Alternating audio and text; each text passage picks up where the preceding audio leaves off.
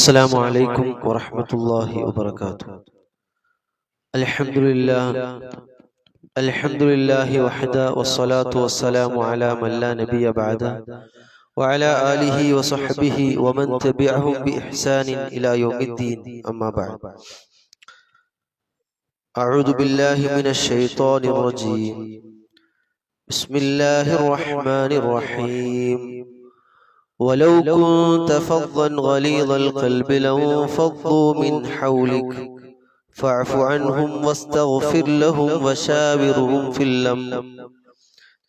ഏറെ ബഹുമാനമുള്ള സത്യവിശ്വാസികളെ, സഹോദരങ്ങളെ, വിശുദ്ധ ഖുർആനിലൂടെയും പ്രവാചകൻ സല്ലല്ലാഹു അലൈഹി വസല്ലമയുടെ വാക്കുകളിലൂടെയൊക്കെ നമ്മൾ ഗൗരവപൂർവ്വം മനസ്സിലാക്കുകയും പലവേള നമ്മൾ ഈ വിഷയമായി കേൾക്കുകയും ചെയ്ത ഒന്നാണ് സംസാരവുമായി ബന്ധപ്പെട്ട വിഷയം എന്നുള്ളത്. ഇന്ന് ഗാർഹിക രംഗത്താണെങ്കിലും സാമൂഹിക അന്തരീക്ഷത്തിലാണെങ്കിലും പലപ്പോഴും ആരുടെയെങ്കിലുമൊക്കെ അവിവേകമായ വാക്കുകൾ, ചിന്താശൂന്യമായ വാക്കുകൾ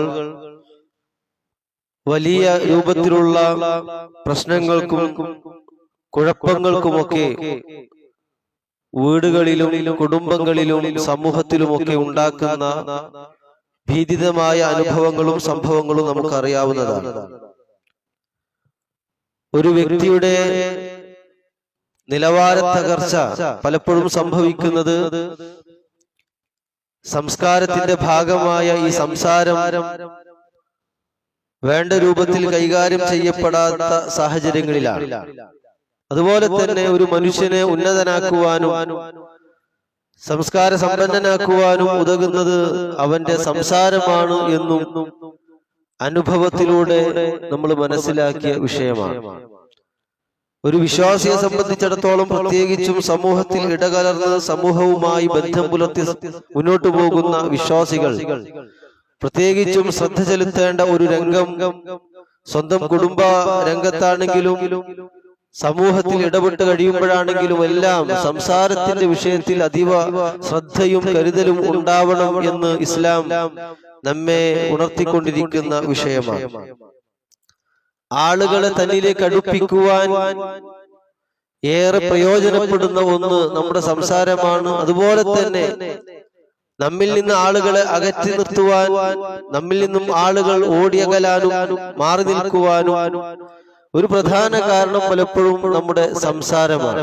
ഇങ്ങനെ നോക്കുമ്പോ ഇസ്ലാം വളരെ കൃത്യമായി അല്ലാഹു സുബ്ഹാനഹു വ തആല ഒരു സമൂഹമായി കഴിയുന്ന ജീവി എന്നുള്ള നിലക്ക് മനുഷ്യനെ സംബന്ധിച്ചിടത്തോളം അവന്റെ സാംസ്കാരികമായ രംഗം വളരെ ഉന്നതമായ നിലയിൽ മുന്നോട്ട് പോകണം എന്നുള്ളത് കൊണ്ടൊക്കെ തന്നെയാണ് ഈ നിലക്കുള്ള ചില ആഹ്വാനങ്ങൾ അല്ലാഹു വിശ്വാസികളോട് ഉണർത്തിക്കൊണ്ടിരിക്കുന്നത്. വഖുല്ലി ഇബാദി, ഓ പ്രവാചകരെ, താങ്കൾ എന്റെ അടിമകളായ മനുഷ്യരോട് പറയണം, യഖൂലുല്ലതി ഹിയ അഹ്സൻ, അവർ പറയുന്ന വാക്ക് ഏറ്റവും ഉത്തമമാവണം. അഹ്സൻ എന്ന് പറഞ്ഞാൽ അതിന്റെ ഏറ്റവും ഉത്തമമായ രൂപമാണ്. ഒരു ക്രിയയുടെ ഏറ്റവും അഫ്ളലായ വാക്കിനാണ് അഹ്സൻ എന്ന് പറയാം. കബീർ എന്ന് പറയുമ്പോൾ വലിയവൻ, അക്ബർ എന്ന് പറയുമ്പോൾ ഏറ്റവും വലിയവൻ എന്നാണ്.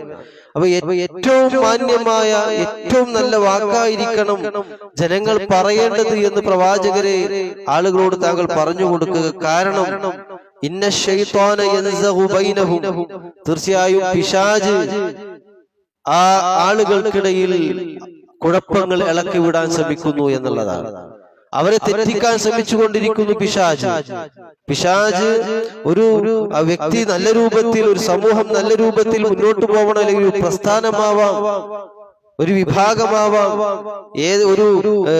ഒരു വൃത്തത്തിൽ കഴിയുന്ന ആ രൂപത്തിൽ മുന്നോട്ട് പോകുന്നവരാവാം, കുടുംബമാവാം, ഈ നിലക്കുള്ള സാമൂഹിക ബന്ധങ്ങളാവാം. ഇതെല്ലാം അവർക്കിടയിൽ ഈ പാരസ്പര്യ ബന്ധങ്ങളെ എല്ലാം തകർക്കാനാണ് പിശാച് ശ്രമിക്കുന്നത്. അതിന്റെ ഭാഗമാണ് ഈ രൂപത്തിൽ അല്ലാഹു തആല തൊട്ടുമുമ്പ് പറഞ്ഞ നിങ്ങൾ സംസാരം നന്നാക്കുക, ശേഷം പറയുന്നത് പിശാച് കുഴപ്പങ്ങൾ ഉണ്ടാക്കും. സംസാരം മോശമായി കഴിയുമ്പോ അവിടെ കുടുംബാന്തരീക്ഷം തകരും, സാമൂഹിക ബന്ധങ്ങൾ തകരും.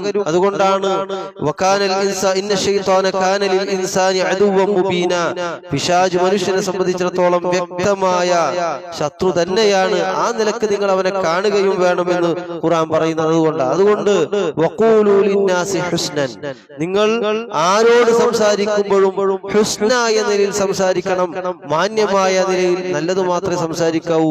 പലപ്പോഴും സംസാര നിയന്ത്രണം വിടുമ്പോ ശബ്ദം കൂടുക എന്നുള്ളത് നമ്മൾ കരുതേണ്ട ഒന്നാണ്. ശബ്ദം കൂടുമ്പോൾ സ്വാഭാവികമായും അനർത്ഥങ്ങൾ സംഭവിക്കും. സംസാരത്തിൽ സ്ഖലിതങ്ങൾ ഉണ്ടാകും, പ്രശ്നങ്ങൾ ഉണ്ടാകും. ശ്രദ്ധിക്കണം, ഉയരാൻ പാടില്ല. നബി സല്ലല്ലാഹു അലൈഹി വസല്ലമയുടെ സന്നിധിയിൽ വെച്ച് നിങ്ങളുടെ ശബ്ദം ഉയരരുത് എന്ന ഖുർആനിക വചനമുണ്ട്. പക്ഷെ നമ്മൾ ആ ആയത്തിനെ എങ്ങനെയാണ് ആ ആയത്ത് അതുകൊണ്ട് ഒരു പ്രയോജനമില്ല എന്ന് പറയാൻ പറ്റൂല്ല.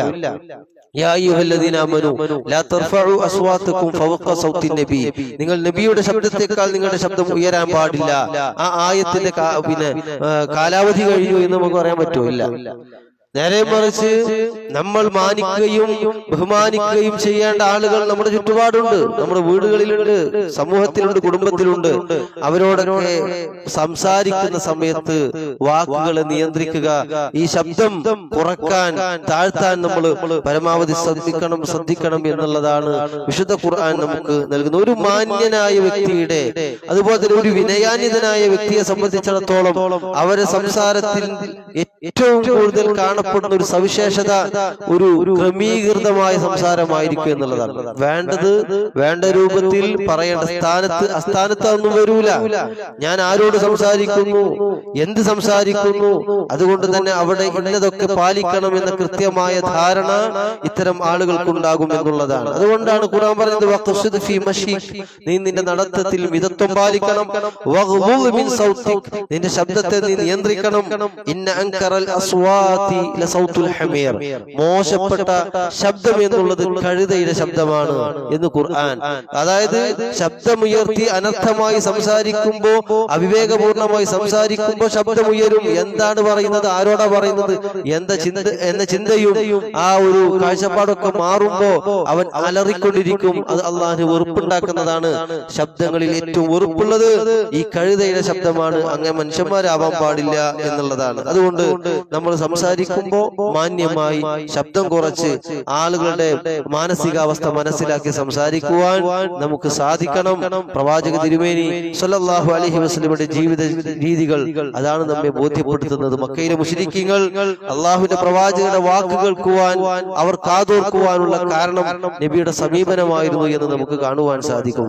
വിശുദ്ധ ഖുർആൻ പറയാ, വലൗ കുൻത ഫല്ലൻ ഗലീദൽ ഖൽബ്, ഓ പ്രവാചകരെ താങ്കളെങ്ങാനും പരുഷ സ്വഭാവിയും കഠിന ഹൃദയനുമായിരുന്നുവെങ്കിൽ ലം ഫദ്ദു മിൻ ഹൗലിക്, നിങ്ങളുടെ ചുറ്റുപാടിൽ നിന്ന് നിങ്ങളെ കേൾക്കുവാൻ, നിങ്ങളെ ശ്രവിക്കുവാൻ അവരെ കാണുമായിരുന്നില്ല, അവർ ഓടി അകലുമായിരുന്നു. പക്ഷേ അവർ പ്രവാചകരെ കേൾക്കാൻ സന്നദ്ധരായി. കാരണം പ്രവാചക തിരുമേനി സല്ലല്ലാഹു അലൈഹി വസല്ലം സമീപനം അങ്ങനെയായിരുന്നു എന്നാണ് ഖുർആൻ അദ്ദേഹത്തെ പറ്റി പ്രശംസിച്ചുകൊണ്ട് പറയുന്നത്. സഹോദരന്മാരെ, നമ്മൾ ഈ വിഷയത്തിലുള്ള കാര്യങ്ങളൊക്കെ ജീവിതത്തിന്റെ ഭാഗമാക്കി മാറ്റുക, നമ്മുടെ ഒരു സംസ്കാരത്തിന്റെ ഭാഗമെന്നോണം അതിനെ കാത്തു സൂക്ഷിക്കുക. അല്ലാഹു സുബ്ഹാനഹു വ തആല യഥാർത്ഥ വിശ്വാസികളിൽ നമ്മേവരെയും ഉൾപ്പെടുത്തി അനുഗ്രഹിക്കുമാറാവട്ടെ. അല്ലാഹു നമ്മിൽ നിന്ന് മരണപ്പെട്ടു പോയിട്ടുള്ള എല്ലാ സഹോദരന്മാർക്കും, നമ്മുടെ ബന്ധുമിത്രാദികൾക്കും, നമ്മുടെ മാതാപിതാക്കൾ, അതുപോലെ നമുക്ക് വേണ്ടപ്പെട്ട പല ആളുകളും അല്ലാഹു അവരുടെ എല്ലാം ഖബറിടം വിശാലമാക്കി അവരെയും നമ്മയും അവന്റെ ജന്നാത്തുൽ ഫിർദൗസിൽ ഉൾപ്പെടുത്തി അനുഗ്രഹിക്കുമാറാവട്ടെ.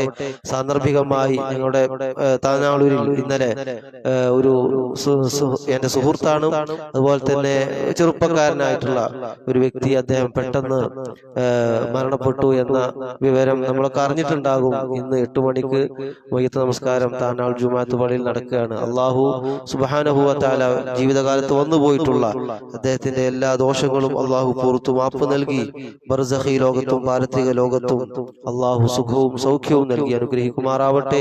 അവന്റെ ജന്നാത്തുൽ ഫിർദൗസിൽ നമ്മേവരെയും ഉൾപ്പെടുത്തി അനുഗ്രഹിക്കുമാറാവട്ടെ. വആഖിറു ദഅവാനാ അൽഹംദുലില്ലാഹി റബ്ബിൽ ആലമീൻ. അസ്സലാമു അലൈക്കും വറഹ്മത്തുള്ളാഹി.